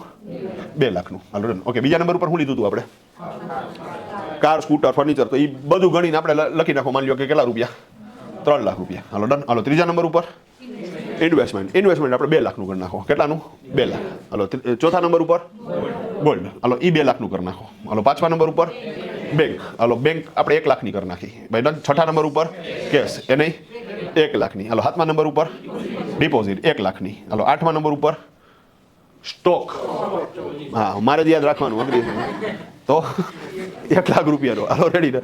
ઓકે, નવમા નંબર ઉપર ઉઘરાણી, ગ્રાહક પાસેથી ઉઘરાણી. તમે કહો ડેટર ક્રેડિટર. ક્રેડિટર તો અહીંયા બે ગયા ને. રેડી? હા, તો 9મા નંબર ઉપર ઉઘરાણી 2 લાખની કરી નાખો. અને 10મા નંબર ઉપર લોન નથી લખવી. હશે તો શું થઈ ગયું હશે? નહીં, એના રિટર્ન ઓલરેડી શું થતા હોય? આ કઈ લોન? 10મા નંબર વાળી, ઓલી સંબંધવાળી, બેંક વાળી. બેંકને થોડા આપણે લોન દઈએ, તું સમજ વસવા ખાલી. આપણા બાપુજીને એમ થોડું મુકેશભાઈ અંબાણી છે, તમે સમજી ગયા છો? આપણે તો બેંક વાળા પાસેથી શું કરીએ? લોન લઈએ. ડન. જ્યારે અહીંયા તો લોનની વાત છે કઈ છે? આપેલી લોન. અને નિરાતે વિચારો, આ 10 જગ્યા એવી છે કે જ્યાંથી રૂપિયા શું થાય છે? આવે છે. ઓકે, જમીન, મકાન, દુકાન, ફ્લેટ વેચશો તો રૂપિયા આવશે. Okay, car, scooter, furniture, computer, electric fittings, mobile વેચશો તો આવશે. ઓકે, ઇન્વેસ્ટમેન્ટ ઉડાડશો તો આવશે. ઓકે, ગોલ્ડ વેચી નાખશો તો રૂપિયા આવશે. ઓકે, પાંચમા નંબરમાં બેંકમાંથી ખાતું બંધ કરાવી નાખશો તો એમને આવી જાય. હાલો ડન. ઓકે, છઠ્ઠા નંબરમાં કેશ. તો કઈ તો આવેલી જ છે. હાલો ડન. હાલો સાતમા નંબરમાં ડિપોઝિટ, કરેક્શન કઢાવશો તો આવશે. આઠમા નંબરમાં સ્ટોક વેચી નાખશો તો આવશે. નવમા નંબરમાં ડેટર્સ, ગ્રાહક. તો ગ્રાહક પાસેથી એ પૈસા આવશે. અને 10મા નંબરમાં જો આપેલી લોન હશે તો ત્યાંથી રૂપિયા આવશે. તો આ 10 જગ્યા એવી કે જ્યાંથી રૂપિયા શું થાય છે? આવશે. હવે આ ટોટલ કેટલો થયો આપણો? તો કે 15. હાલો, તો અહીંયા ટોટલ કેટલો થયો? 15. તો રૂપિયો ક્યાં ક્યાં રોકાણો? તો કે સાહેબ 10 જગ્યાએ રોકાણો. કેટલો રોકાણો? તો કે 15 લાખ રૂપિયા રોકાણો. આ 15 લાખ આવ્યા ક્યાંથી? તો એમાં 2 લાખનો તો હિસાબ આપણને શું થઈ ગયો? મળી ગયો. તો એનો મતલબ કે બાકીના 13 લાખ છે ને એ માલિકના પોતાના. એમ જ થયું ને? ભાઈ સમજી ગયા? તો છેલ્લે અહીંયા શું કરવાનું ખબર? આખું આ બાજુનું બનાવવાનું, આ બેયનો ટોટલ માઇનસ કરવાનો 2 લાખનો, અને વાહે કેટલા વૈધા? તો આ 13 લાખ જે માઇનસ થઈને વૈધા એને કહેવાશે કેપિટલ. ભાઈ ઓકે થઈ જાય? કેપિટલનો મતલબ થશે પોતાના. તો હવે ફાઇનલ બેલેન્સ શીટ બની ગયું ને સાહેબ. રૂપિયો ક્યાં રોકાણો? તો કે આ 10 જગ્યાએ. કેટલા રોકાણા? તો કે સાહેબ 15 લાખ. આ 15 લાખ ક્યાંથી આવ્યા? તો કે માલિકના પોતાના 13 લાખ, અને લોન છે અને વેપારીને દેવાના બાકી છે 2 લાખ. એમ ટોટલ 15 લાખનો હિસાબ પૂરો. આખો હિસાબ પૂરો થાય ને એટલે છેલ્લે આ બને. કેપિટલ આવશે ક્યારે આવશે? સૌથી છેલ્લે આવશે ડિફરન્સમાં. આ રીતે અમારે બેલેન્સ શીટ પહેલા મૌલિક રીતે શું કરવું પડે? બનાવવું પડે. એ બેલેન્સ શીટને અમારે અહીંયા 1 એપ્રિલમાં શું કરવું પડે? ઓપનિંગ તરીકે દેખાડવું પડે. અને પછી હું બાકીના 17 પ્રકારના ડોક્યુમેન્ટ્સ ક્લાયન્ટ પાસેથી લઈશ અને એક ડોક્યુમેન્ટ લેતો જઈશ ને એની એન્ટ્રી કરતો જઈશ. ભાઈ સમજાણી વાત? ભાઈ શરૂઆતમાં તમને આ હો લાગે કે હા કેટલું બધું થઈ ગયું. તમે સમજી ગયા? ડન. પણ વિચારો સાહેબ તમે, બસ આનાથી વિશેષ કાંઈ નથી. ડન. આનાથી વિશેષ કાંઈ નથી. હવે હાવ હેલું કરી દીધું સાહેબ. પહેલી વખત નામું લખો છો તો 10 વસ્તુ ઓપનિંગ બેલેન્સ શીટ માટે અને 17 વસ્તુ ચાલુ વર્ષના વ્યવહારના ડોક્યુમેન્ટ માટે. અને પછીના વર્ષોથી ખાલી 17 વિગત જ માંગવાની છે, કારણ કે ગયા વર્ષનું ક્લોઝિંગ બેલેન્સ શીટ આ વર્ષે ઓપનિંગ બેલેન્સ શીટમાં આવી જ જવાનું છે. તો પહેલી વખત તમને થોડુંક વધારે લાગે, પણ સાહેબ આનાથી વિશેષ કાંઈ નથી. હું ગેરંટીથી કહું તમને કે આ 27 વિગત આવી ગઈ એટલે તમારું અકાઉન્ટિંગ પૂરું. અને એ પહેલા વખતે, પછી તો દર વખતે ખાલી 17 વિગત. તમે ઘરે જે પાણીપુરી બનાવો ને એમાંય 27 કરતાં વધારે વસ્તુ વાપરો. સમજાણું તમને? એમાંય 27 કરતાં વધારે વસ્તુ વપરાય છે. ડન. તો પાણીપુરી બનાવવા કરતાં આ પ્રક્રિયા કેવી છે? હેલી છે. બીજું મોટો ફાયદો થયો, હવે પાણીપુરી બનાવો તો સાહેબ તમારે અલગ વસ્તુઓ જોશે. હવે તમે કહો ઢોસા ખાવા તો એના માટે પાછી અલગ વસ્તુઓ જો. તમે કહો કાઠિયાવાડી ખાવો તો એના માટે અલગ વસ્તુ છે. પંજાબી ખાવ તો એના માટે અલગ વસ્તુ જોઈએ. તો વાં તો રોજ તમારે ફરે છે. અહીંયા અમારે ફાયદો શું છે સાહેબ? તો કે એક વેપારી માટે આ જ 27 વસ્તુ, બીજા વેપારી માટે આ જ 27 વસ્તુ, આ વર્ષે આ જ 27 વસ્તુ, આવતા વર્ષેથી તો 17 વસ્તુ. ભાઈ સમજાણી વાત?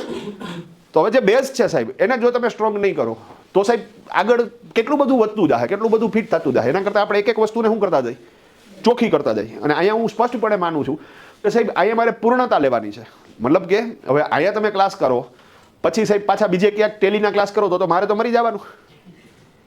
સમજ્યા તમે શું આખી? મતલબ જેટલું એકાઉન્ટિંગમાં શીખવાનું છે બધું અહીંયા જ શીખો, A to Z. અહીંયા કોઈ બિગિનર માટે અલગ વસ્તુ ને પછી પ્રો માટે અલગ વસ્તુ ને એવું કાંઈ નથી. કારણ તો કે સાહેબ તમે આવ્યા છો એકચ્યુઅલી એના માટે કે ભાઈ અમારે માર્કેટમાં જે નામું લખવું છે અથવા અમારા પોતાના બિઝનેસનું લખવું છે, તો એ તો સાહેબ આખું આવડતું હોય છે તો જ આવડશે, તો તમે પ્રેક્ટિકલ ઇમ્પ્લિમેન્ટ કરી શકશો. ભાઈ ક્લિયર છે આખી વાત? તો ડન. હવે આ બધું ડિસ્કશન હું આની પહેલાં એક બેચમાં કરતો હતો ને સાહેબ, તો એક ભાઈ ઊભા થયા. મને કે સાહેબ એક પ્રશ્ન મેં કીધું પૂછો. મને કે આ ફરજિયાત છે બધું? પહેલાં તો મને ગુસ્સો આવ્યો. મેં કીધું બે દી દીધા આની અંદર.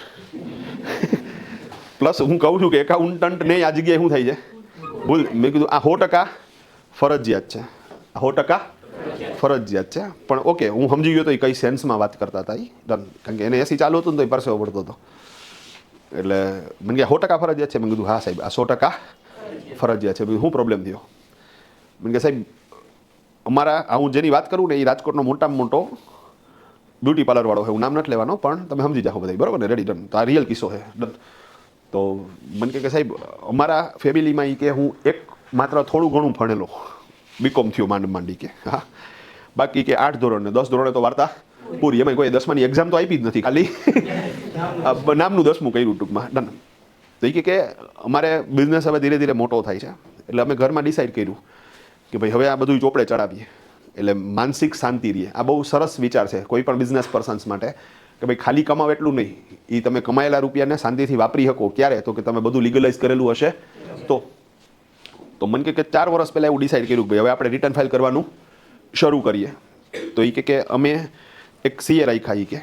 કે 15 વર્ષના અનુભવી છે અને કોઈ બેન છે ટૂંકમાં લેડીઝ છે, એને નામ આપ્યું. હું નામ નથી લેતો એનું, પણ ટૂંકમાં એ જાણીતું નામ છે, સિમ્પલ.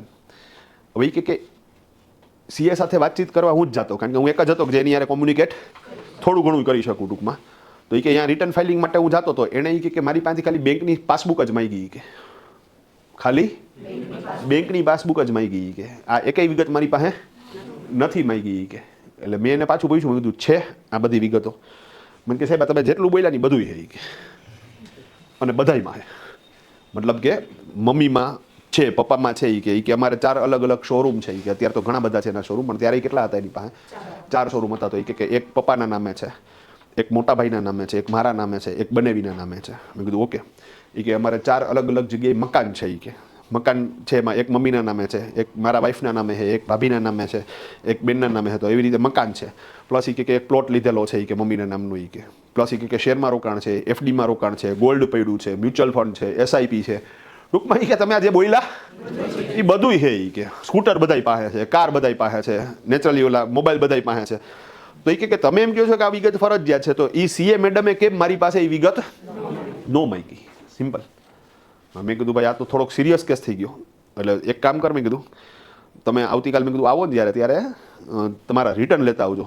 હું એમને બોલું એનો કોઈ મતલબ નથી. હું એકચ્યુઅલી જોઈ લઉં કે ભાઈ શું તકલીફ છે. એ બીજે દિવસે એના બધા રિટર્ન લઈને આવ્યો. ધન સાહેબ રિટર્નમાં તમે એનું બેલેન્સ શીટ જોવો ને તો એના બેલેન્સ શીટમાં ખાલી કેશ દેખાડેલી અને બેંકમાં જે ક્લોઝિંગ બેલેન્સ હતી ને એ લખેલી. બસ વાર્તા પૂરી. એકેય દસ્તાવેજવાળી મિલકતો નથી ચડાવેલી. હા, એકેય નથી ચડાવી, એકેય ઇન્વેસ્ટમેન્ટ નથી ચડાવ્યું. તો આ તો ગજબ કરી નાખ્યું. આમાં તો હવે મેં કીધું એને પૂછજે કે બુક્સ ઓફ અકાઉન્ટ્સ તમે જે તૈયાર કર્યા ને એનો ડેટા આપે. હવે એણે અહીંયા કીધું ને તો એ કે બુક્સ ઓફ અકાઉન્ટ્સ તૈયાર જ નથી કર્યા, સીધું રિટર્ન ફાઇલ કર્યું છે. ટૂંકમાં આને કહેવાય હરામખોરી. તમે સમજી ગયા સાહેબ?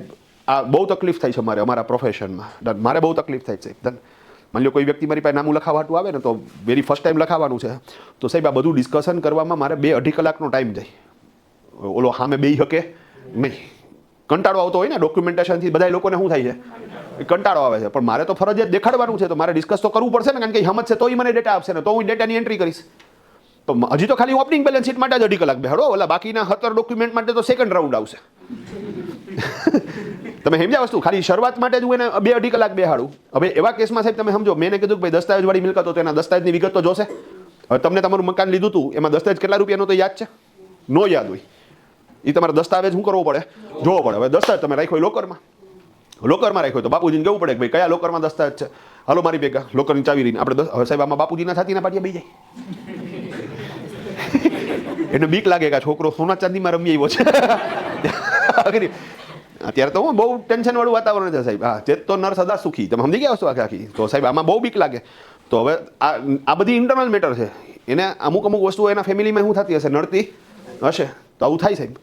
તો એની દસ્તાવેજ લઈ આવવાનો. હજી એને મેં કીધું કે ડિપોઝિટ લેવાની, તો એને ડિપોઝિટ આપવું તો બીજી વેસલમાં જવું પડે, 300 રૂપિયાનું સ્ટેમ્પ પેપર બનાવવું પડે, સોગંદનામું કરવું પડે, પછી એને એમાઉન્ટ મળે, બેંકે જવું પડે, અને છેલ્લા 2 વર્ષના સાહેબ એને સ્ટેટમેન્ટ મંગાવવા પડે, ઓલા લોન એકાઉન્ટ સ્ટેટમેન્ટ માટે થઈને એપ્લિકેશન દેવી પડે. મતલબ કે એ કાયદેસર 3-4 દિવસ રજા રાખે ને પોતાના વર્કિંગમાં, ત્યારે એ બધો ડેટા શું કરીએ કે ભેગો કરીએ કે એ ડેડિકેટેડલી કામ કરતો હોય છે.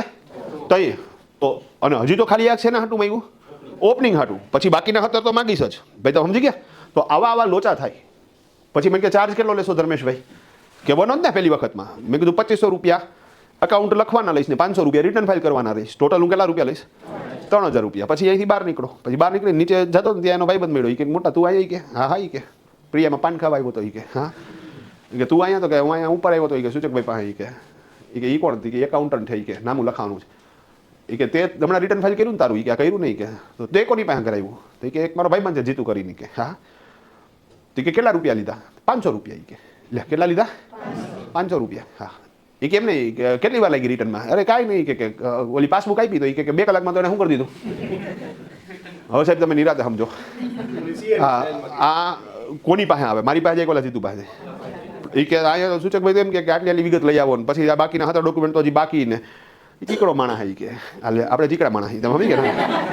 હા થઈ ગયું મારું રિટર્ન. કે એક કામ કર ને કે તું રિવ્યુ લઈ લે. આપણે કેમ કોઈ એક ડોક્ટરની વાત ગળે ન ઉતરતી હોય તો કોઈ બીજા ડોક્ટર પાસે શું કરીએ? રિવ્યુ લઈ. તો એ હવે ઓલા જીતુભાઈ પાસે શું ગયો? રિવ્યુ હાટું ગયો. હવે રિવ્યુ હાટું ગયો જીતુભાઈ કે આમાં કાંઈ મોટી વાત નથી, લઈ પાસબુક કે અને 500 રૂપિયા વાર્તા પૂરી, બસ પૂરું. આ પૂરું. કે આ શું કરવાનું? આ સાહેબ હા એ યાદ જવાનું હા સાહેબ. અહીંયા મારું કામ બગડશે. તમે સમજી ગયા છો આખા. ઓકે, હવે અહીંયા 2 વસ્તુ થઈ મારા માટે. કાં તો મારે સાહેબ બગડવું પડે અને ઓલા લોકો જે કરે છે ધંધા એવું ચાલુ કરી દઉં તો હું 500માં કરી શકું, પણ મારે કરવું નથી જ કરવું ભાઈ. ડન, સિમ્પલ વસ્તુ. એક વખત એ હલવાઈને સાહેબ પછી આખી જિંદગી મને યાદ કરો કે આ કરાવ્યો તો વાંધો નહોતો. અને આ પરિસ્થિતિ આવી જાય. અમારો ઓલો ભાઈ છે ને સાહેબ એને તકલીફ થઈ. હવે બીજી વખત અહીંયા લઈ આવ્યો. મેં કીધું આ બધામાં તકલીફ છે. મેં કીધું આમાં મમ્મીના નામે મને કે પ્લોટ છે, મકાન છે. બધું ઓકે. પ્લોટ કેટલા ટાઈમ પહેલાં લીધેલો હતો? મને કે પ્લોટ આપણે કે 8 વર્ષ પહેલાં લીધેલો હતો. હવે 8 વર્ષ પહેલાં લીધેલો હોય, હવે એ છેલ્લા 4 વર્ષથી રિટર્ન ફાઇલ કરે છે, તો એના 4 વર્ષ પહેલાં લીધેલો ઓપનિંગ તરીકે દેખાડવો પડે કે ન દેખાડવો પડે? દેખાડો. મેં કીધું કે કેટલાનો પ્લોટ લીધેલો હતો? મને કે 14,40,000નો. મેં કીધું દસ્તાવેજ કેટલાનો? મને કે દસ્તાવેજ 14,40,000નો. હજી હમત તો એને સમજાય કે હા સાહેબ 70-80 લાખ રૂપિયાની શું થઈ હોય? આ પ્રોપર્ટી થઈ હોય. તમે સમજી ગયા. અને ભાવ વધતા આજની તારીખે તો કરોડ ઉપરની પ્રોપર્ટી હોય, નોંધારી અનાથ. તમે સમજાવો છો આખી. ડન.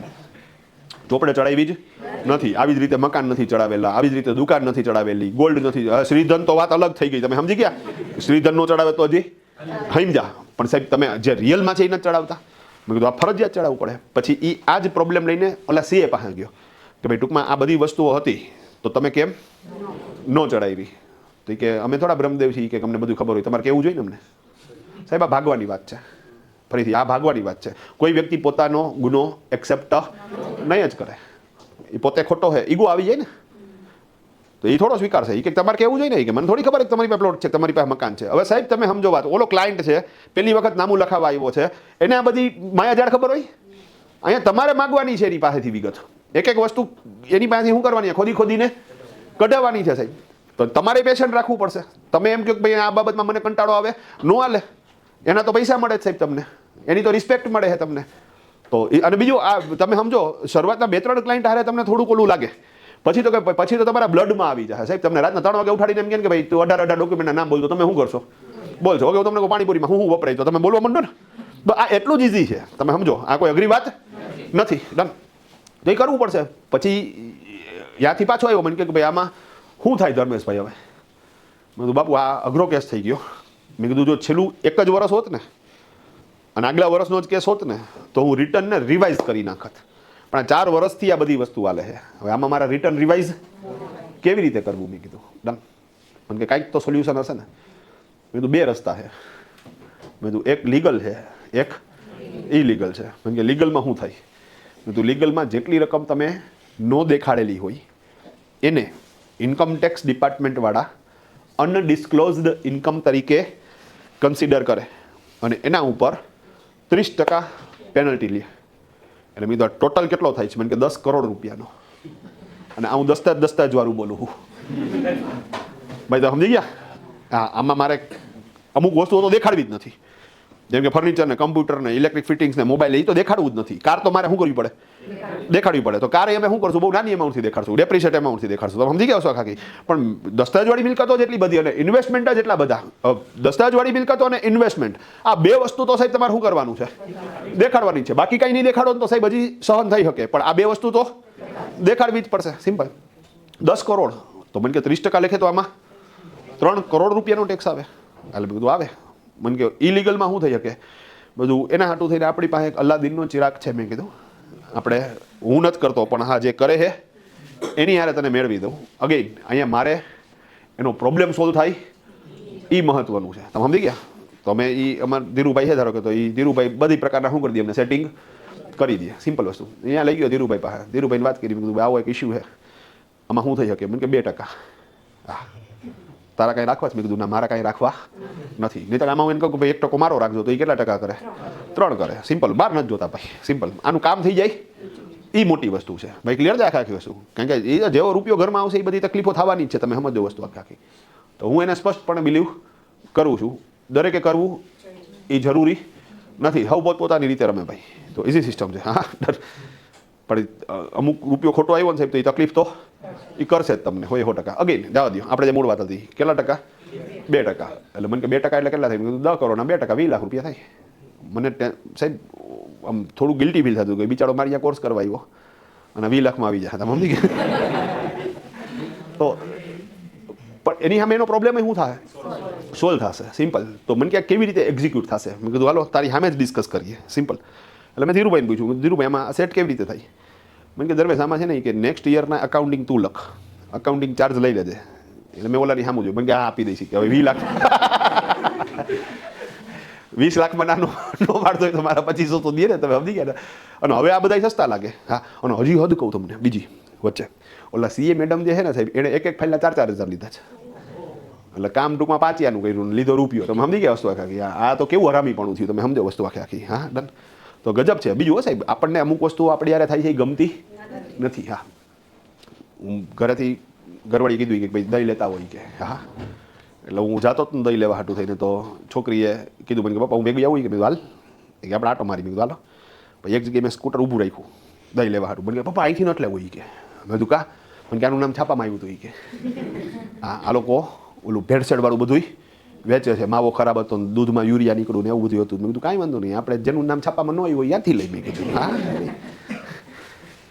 તમે સમજો ને વસ્તુ આખી? મતલબ ભરોસો તો આપણને કોઈની ઉપર છે જ નહીં. તમે જે ઘી ખાવું હો, હમ ખાઈને ગયો તમને સંતોષ હોય એમાં, તમે ગમે એટલું સારું લઈ આવ્યો છો, તમને બીક જ લાગે છે કે આમાં શું કર્યું છે આ લોકોએ, કાંઈક તો ભેળસેળ કરી છે. તમે દૂધ પીવો હો, ગમે એ કંપનીનું પીતા હોય છે, તમને એમ જ લાગે કે આમાં કાંઈક તો નથી ગમતું સાહેબ. કોઈ ડૉક્ટર આપણને ખોટા રિપોર્ટ કરાવે છે, આપણને ગમતું નથી, તો નથી ગમતું આપણને, તો સાહેબ આપણે એવું શું કામ કરવું કે જે કોકને ન ગમે? બીજું ઈ ગણતરી એનું હાલું કોઈ બધાય કરે તો આપણે કરીએ. એ કર્મના સિદ્ધાંત મુજબ સાહેબ ક્યાંક ને ક્યાંક તો શું થવાના? તમે ફિટ થવાના છે. અગેન પણ ઓકે, આપણે જે મૂળ વાત હાલતી હતી. હા, ડન. મને કે શું કરવાનું? મેં કીધું નેક્સ્ટ યરના મને કે તું ધર્મેશ એકાઉન્ટ લખજે. મેં કીધું ઓકે. હવે કે એની અંદર જેટલી જેટલી વસ્તુઓ રહી ગઈ છે એસેટ્સ બાજુ એડ કરી દેજે અને સામે એટલી કેપિટલ વધારી દેજે. ધારો કે 14,40,000નો પ્લોટ છે તો અહીંયા પ્લોટ 14,40,000 લખી નાખવાનો અને સામે 14,40,000થી કેપિટલ શું કરી દેવાની? વધારી દેવાની. હવે એકચ્યુઅલી સાહેબ છે ને, એક વખત ઓપનિંગ ખેંચાઈ ગયા પછી રનિંગ એકાઉન્ટમાં કેપિટલ માત્ર ને માત્ર નેટ પ્રોફિટથી જ વધે. તો અહીંયા નેટ પ્રોફિટથી તો વધી જ હોય, સાથે સાથે મેં ઓલા 14,40 વધારાના શું કર્યા? એડ કર્યા. એટલે લોજિકલી તમે જો તો એ ખરેખર એડ ક્યારે થવા જોતા હતા? ઓપનિંગમાં. એની બદલે મેં ક્યારે એડ કર્યા? અત્યારે. અને ફરીથી એક ચોખવટ કરી દઉં, ડિસ્ક્લેમર, આ ઇલીગલ પ્રેક્ટિસ છે. મેં સમજી ગયા? આ લીગલ પ્રેક્ટિસ નથી. આ તો પ્રોબ્લેમ કેવી રીતે સોર્ટ આઉટ થયો છે હું એ સમજાવું છું. હું આ વાતને પ્રમોટ નથી કરતો. સિમ્પલ વસ્તુ ભાઈ. ક્લિયર છે આખા? તો મને કે આ રીતે તું એડ કરી દઈ કે, એટલે ટોટલ તમે સમજી શકો ભાઈ. માની લો કે એની અલગ અલગ 10 ફાઇલો છે તો 10 ફાઇલોમાં 1-1 કરોડ એડ થશે. હવે આવડી કેપિટલ સીધી વધી હોય બૂમ કરતી અને એ પ્રોફિટ સિવાયથી, તો ક્વેરી આવે એ વાત તો કન્ફર્મ છે. તો શું કરવાનું? મને કે કામ કરજે કે એનું જે એડ્રેસ હોય ને કે એમાં નીચે નિયર આમ્રપાલી લખજે. મેં કીધું સમજી ગયો. હા તો તમે સમજી ગયા ને, રેડી? હા તો આમ્રપાલી ઇન્કમ ટેક્સમાં વોર્ડ નંબર 32 માં આવે માની લ્યો, અને 32 ના જે એસેસમેન્ટ ઓફિસર છે એ ધીરુભાઈના મિત્ર. તો આ બધું શું હોય? સેટિંગ હોય. તો મેં કરી નાખ્યું સાહેબ, અને આ એડવાન્સમાં સેટિંગ કરી નાખ્યું. એટલે ધીરુભાઈને કહી, એટલે ધીરુભાઈ ઓલાને કહી દીધું હોય એસેસમેન્ટ ઓફિસરને કે આ ફાઇલ આવશે, આ એડવાન્સમાં 20 લાખ, વાર્તા પૂરી. એટલે એ લોકો જવા દઈએ. હવે ઓકે, માની લો કે આ વખતે વયું ગયું, તો આવતા વખતેથી તો ચડી ગયું ને બધું, પછી વાંધો નથી. હવે ક્યારે ચડ્યું એ ખબર જ ન પડે પછીના એસેસમેન્ટ ઓફિસરને કે આ એક્ઝેક્ટ ગયા જ વર્ષે ચડ્યું કે ઓપનિંગથી ચડેલું હતું. ભાઈ સમજાણું? તો આ એક લૂફહોલ્સ હતો ઇન્કમ ટેક્સનો. એનો એ લોકો શું કરતા સાહેબ? દુરુપયોગ કરતા. હજી મજાની વાત સાહેબ. હવે સાહેબ આ લૂફહોલ્સ કામ કરતો નથી, કારણ કે હવે ટોટલી ઓનલાઈન રિટર્ન ફાઇલિંગ થઈ ગયું. હવે ફેસલેસ રિટર્ન ફાઇલિંગ થઈ ગયું. તો તમને ખબર જ નથી કે એસેસમેન્ટ ઓફિસર કોણ છે. તો ખરેખર ગવર્મેન્ટે 2019થી બહુ સારું કામ કરી નાખ્યું. સરકારના પોઈન્ટ ઓફ વ્યૂ તો એ બેસ્ટ કામ થયું, કરપ્શન ઓછું થઈ ગયું. પણ અહીંયા હવે સમજો કે હવે ધીરુભાઈ તમારી આગળ આવશે નહીં. તો હવે જો તમે કોઈનું નામું લખો છો તો સાહેબ તમારે ખરેખર એનું ઓપનિંગ શું કરવું જોઈએ? પ્રોપરલી બનાવવું જોઈએ. હા, અમે અહીંયા લાસ્ટમાં જ્યારે આખો કોર્સ પતશે ત્યારે અમે પર્સનલ ફાઇલ તૈયાર કરવાની એક પ્રેક્ટિસ કરાવશું, અને એમાં અમે એવો આગ્રહ રાખશું કાં તો તમે તમારું પોતાનું લખો, કાં તો તમે તમારા પપ્પાનું અથવા મમ્મીનું લખો, અને એના માટે આ બધી પ્રોસેસ તમે જ કરો. મતલબ ઓપનિંગ બેલેન્સ શીટ માટે 10 કાદમ તૈયાર કરો, અને જો રેગ્યુલર ફોર્મ છે તો એના 17 પ્રકારના ડોક્યુમેન્ટ એમાંથી એને જે લાગુ પડતા હોય એ લ્યો, અને પછી એનું અકાઉન્ટિંગ કરો. જો આટલી વસ્તુ પ્રોપર આવી ગઈ ને તો બિલીવ કરી દો સાહેબ, બાકીની અકાઉન્ટિંગની પ્રોસેસ છે તો ટેકનિકલ પ્રોસેસ છે. સોર્સ પ્રોપર આવી ગયો તો વાર્તા પૂરી થઈ ગઈ. ભાઈ ક્લિયર છે આખી વસ્તુ? સર પ્રેઝન્ટ મોમેન્ટ અત્યારે કોઈને આવું બને એટલે પૂરો ટેક્સ 30% લેકે ભરવો પડે. ઓકે ભાઈ, હવે અહીંયા એક પ્રશ્ન એવો આવ્યો કે ભાઈ અત્યારે માની લો કે આવું કંઈક બની ગયું તો, અથવા તો રિસન્ટલી અમે અમારું એકાઉન્ટ ચેક કરીએ અને અમને હવે ખબર પડે કે હાય આમાં આ વસ્તુ એડ કરવાની રહી ગઈ છે. તો અહીંયા છે ને હું હજી એક બીજો લૂફોલ આપું છું તમને. કામ કરી જાય તો કરી જાય ભાઈ, બરાબર છે. બીજું, આ બાબતે બહુ ઝાઝું ટેન્શન એટલા માટે ન લેવાય કારણ કે જે હવનું થાય વહુનું થાય, વહુની અલગ રસોઈ થાય નહીં. એવી જ રીતે અહીંયા બિલીવ કરજો 90% અકાઉન્ટ જે ઓલરેડી રિટર્ન ફાઇલ થઈ ગયેલા છે એમાં આ બધી તકલીફો છે. કારણ કે ક્લાયન્ટ જે ટેક્સ પેયર છે, જે ઓરિજિનલ વ્યક્તિ છે, અને અકાઉન્ટિંગ આવડતું નથી, એને અકાઉન્ટિંગ આવડતું નથી. તો સાહેબ કોઈક બીજો ભૂલ કરે છે અથવા તો કામચોરી કરે છે અને એને હિસાબે સાહેબ અહીંયા તકલીફ પડે છે. તો અહીંયા ઘણી વખત સરકાર પણ આંખ આડા કાન કરે છે. આ એક વાત. બીજી વાત કે માની લો કે તમે કોઈ પ્રોપર્ટી નથી ચડાવી, હવે ટેન્શન ન લેતા, એ પ્રોપર્ટી ક્યારેક તો વેચશો. વચ્ચે ખબર હશે જોક્સ હતો સાબુદ્દીન રાઠોડનો, એક જણો સ્મશાને બેઠો હતો છરી લઈને. હા, કાં તો કહું પતાવી દેવાથી કે હા, તો કે ગામમાં ક્યાં ગોતવું કે છેલ્લે અહીંયા તો શું થવાનું છે, આવવાનું જ છે નહીં કે એમ. તમે ગમે એ પ્રોપર્ટી છે 10 વર્ષ પહેલાં 20 વર્ષ 30 વર્ષ પહેલાં લીધેલી હશે, ક્યારેક તો શું કરશો? વેચશો ને. હવે જેથી વેચશો ને તેથી સરકાર પકડી લે. સમજી ગયા? અને સરકારને શું મતલબ છે? તો કે વેચાણ થાય ત્યારે જ ટેક્સ ભરવાની વાત આવે. તમે સમજી ગયા? સરકારને શેમાં મતલબ છે?